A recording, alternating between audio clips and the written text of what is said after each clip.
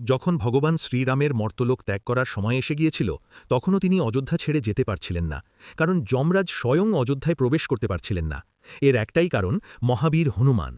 যমরাজ হনুমানজিকে ভয় পেতেন, কারণ বহুবার যুদ্ধে হনুমানজি যমরাজকে পরাজিত করেছিলেন। তাই যতক্ষণ হনুমান অযোধ্যায় ছিলেন ততক্ষণ যমরাজ সেখানে প্রবেশের সাহস পাচ্ছিলেন না। তখন ভগবান শ্রীরাম ভাবলেন, মর্তলোক ত্যাগ করতে হলে যমরাজের তো আসতেই হবে। এরপর শ্রীরাম হনুমানজিকে ডেকে বললেন, হনুমান, আমার একটি আংটি রাজপ্রাসাদের মেঝের একটি ফাঁকে পড়ে গেছে, তুমি কি সেটি খুঁজে এনে দিতে পারবে?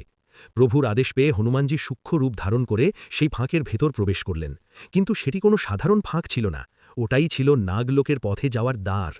হনুমানজি যখন নাগলোকে পৌঁছলেন সেখানে তার সঙ্গে দেখা হল নাগরাজ বাসুকীর। হনুমানজি বাসুকীকে বললেন, প্রভু শ্রীরামের একটি আংটি এখানে পড়েছে, দয়া করে তা আমাকে দিন। তখন বাসুকী নাগ হনুমানজিকে নাগলোকের মাঝখানে নিয়ে গেলেন। সেখানে পৌঁছে হনুমানজি যা দেখলেন তাতে তিনি স্তম্ভিত হয়ে গেলেন। এক বিশাল পাহাড়, আর সেই পাহাড় জুড়ে অসংখ্য আংটি। হনুমানজি বিস্ময়ে জিজ্ঞেস করলেন, বাসুকীদেব, এগুলো সব কি? তখন বাসুকী নাগ বললেন, প্রত্যেক কল্পে 4 যুগের তৃতীয় যুগ অর্থাৎ ত্রেতা যুগে ভগবান শ্রীরাম অবতার গ্রহণ করেন, আর প্রতিবারই তার আংটি খুঁজতে একজন করে বানর এখানে আসে।